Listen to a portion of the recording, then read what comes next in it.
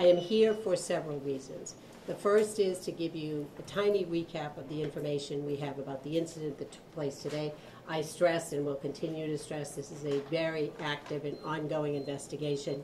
We are in the very early stages, so details will not be particularly forthcoming with respect to the incident.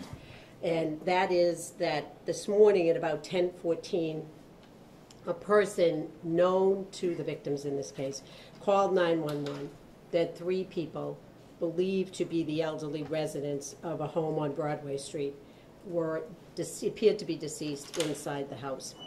We have since determined that those individuals obviously were deceased. That appears to be, at this point, from stab wounds and blunt force trauma. The preliminary investigation indicates that there were signs of forced entry to that home. We have, as you have seen, been at the scene all day, actively following up leads. We do know that early this morning, there was an attempted break-in at Brookside Avenue, a home on Brookside Avenue, a home which is about a half mile from the house on Broadway. We do not know at this point whether those 2 incidents are connected, but we are certainly looking at what happened this morning. I am primarily here for 2 reasons. The first is we are asking people to remain vigilant. This is the night to lock your doors and windows, even if you do not normally do that. It's a warm night. People may have air conditioners going. Be vigilant. We are asking people, if they hear or see something suspicious, please call the Newton Police immediately. Don't wait till the morning to report that to us. Call tonight. Additionally, we are asking residents of the Nonantum and Newtonville area to check any video they may have on their home, any Ring doorbell, Nest, any other kind of video. We really need the public's help with respect to this incident. So if they have, we have been out in the neighborhood, we have been going door to door. Obviously, it was a very warm Sunday. Lots of people may not have been at home. They may be just hearing about this incident. Please check your video. If you see something on there that appears unusual, please, again, call the Newton Police Department.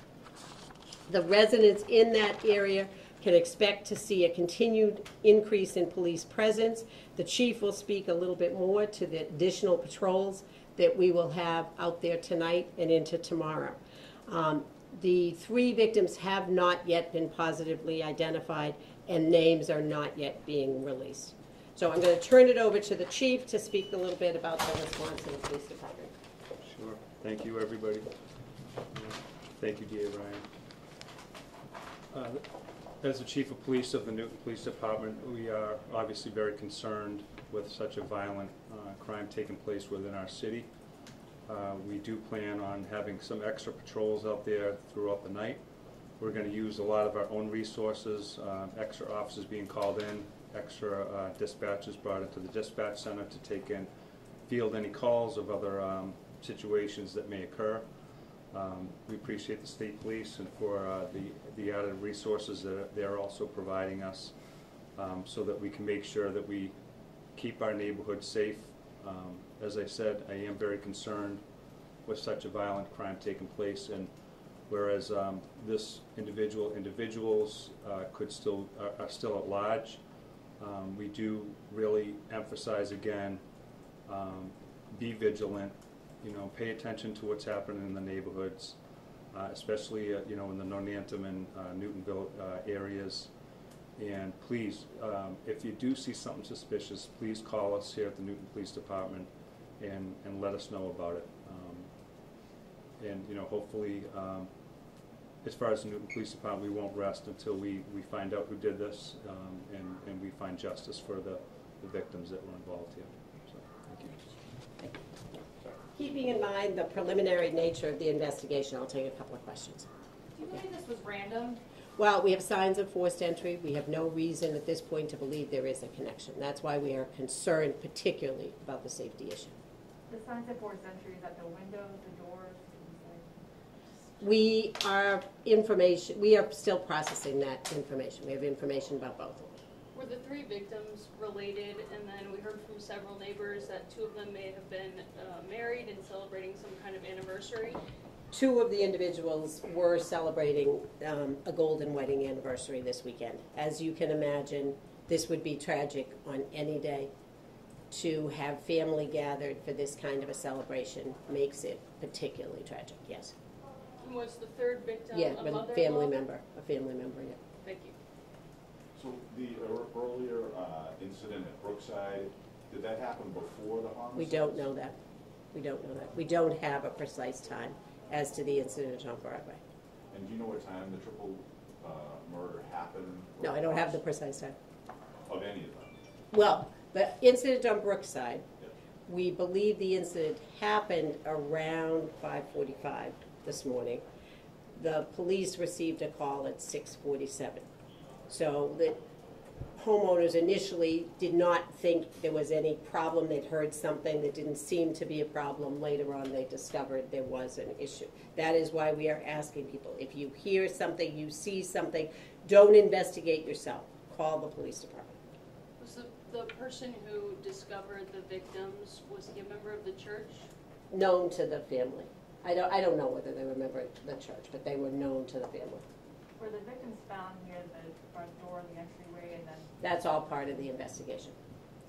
So you don't know when the victims were last seen? Because they were found at 10:15 this Yes. morning. So this other incident happened at 7 o'clock in the morning, so. No, it happened at 5:45. Yeah. But it was reported at Right. 6:07. So Yeah. at what point do you believe that the homicide happened? That's all, we're piecing that all So together. they were on their way to church this morning? They were due at church. We don't know when this happened. And should people, you said be vigilant, lock their doors, because right now, you don't know who did this. No, we do not. That we want to be clear. We do not know, and we do not have any information at this point linking anybody to that family. So that is, we are asking for 2 things.